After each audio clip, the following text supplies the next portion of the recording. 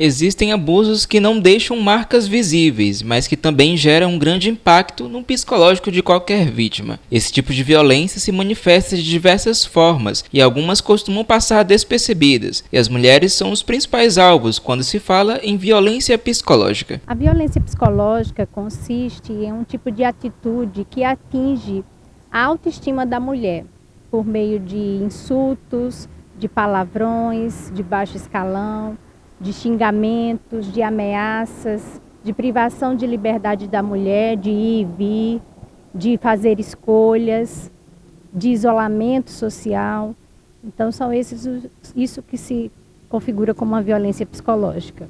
As consequências são inúmeras, porque esse tipo de violência, como eu já falei, atinge a autoestima da mulher e a mulher ela passa a manifestar algumas patologias quando ela sofre esse tipo de violência. Então, ela sofre psiquicamente, ela se sente com medo, se sente muito triste, ela se sente isolada, retraída.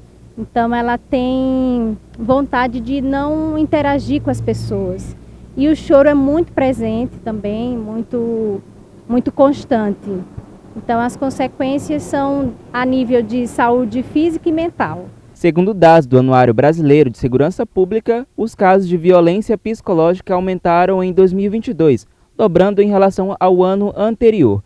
E as mulheres são as principais vítimas desse tipo de abuso psicológico. As agressões psicológicas acontecem em qualquer tipo de relação, mas são mais frequentes em relacionamentos amorosos e causam diversos danos emocionais. O primeiro caminho para que as vítimas possam entender e denunciar a violência psicológica é a identificação desse tipo de abuso. Esse comportamento, de uma pessoa que passa por uma situação de violência, ele realmente se apresenta de forma diferente, Então, a mulher ela passa a chorar bastante, ficar muito triste, melancólica, com muito medo de sair, de conversar com as pessoas, se isola socialmente. Então, a gente pode identificar a partir dessas características. Desde 2006, o abuso psicológico é tipificado como crime pela legislação brasileira. O advogado Kelvin Alencar explica como o aparato legal prevê esse tipo de violação. O crime de violência psicológica com a mulher, na verdade, ele já havia uma tipificação na Lei Maria da Penha, onde ela previa vários tipos de possibilidade de agressão à mulher, tanto física como moral e a sexual. E também a questão da psicológica. Porém, a Lei Maria da Penha ela não tinha ali um detalhamento a respeito de como que queria proceder para identificar o agressor nos casos de crime de violência psicológica.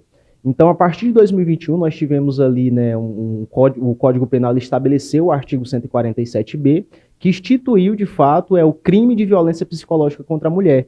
E nele ele trouxe alguns detalhes, que juridicamente a gente fala que são verbos onde fica mais fácil constatar o que é a violência psicológica contra a mulher. Porque muitas das vezes é muito fácil, Ruilan, a gente identificar um crime físico, Mas agora aquele crime de agressão emocional contra a mulher é um pouco mais difícil. E aí essa tipificação penal ela veio justamente para auxiliar a mulher na identificação de um crime, porque às vezes a vítima, ela está ali tão, como se diz, envolvida com o agressor que ela não consegue identificar.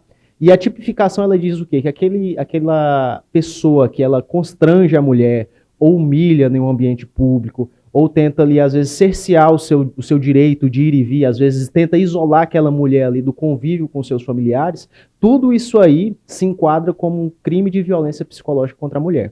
Sim, existe. Inclusive, o artigo 147b, ele descreve que a pena para quem comete esse tipo de ilícito penal, ela vai de 6 meses a 2 anos de reclusão e multa, tá? Segundo o especialista, caso uma pessoa seja vítima de violência psicológica, ela precisa tomar as medidas necessárias. O que acontece? Basicamente, a pessoa que é vítima, que se encontra numa situação como essa, ela deve buscar a delegacia da mulher, ou então a delegacia mais próxima do seu bairro, porque às vezes não tem uma delegacia específica em cada município. Então ela vai na delegacia, faz a queixa e a partir dali ela representa o agressor e então vai ser aberto um inquérito policial que vai apurar aquelas situações, inclusive podendo gerar até medidas protetivas contra o agressor, tá? Apesar da dificuldade da vítima em identificar a agressão e separar os sentimentos em relação ao agressor, para a assistente social Soraya Helena, a mulher precisa de todo o apoio para o enfrentamento dessa situação. A principal ajuda é o apoio, o acolhimento a estas mulheres que sofrem esse tipo de violência.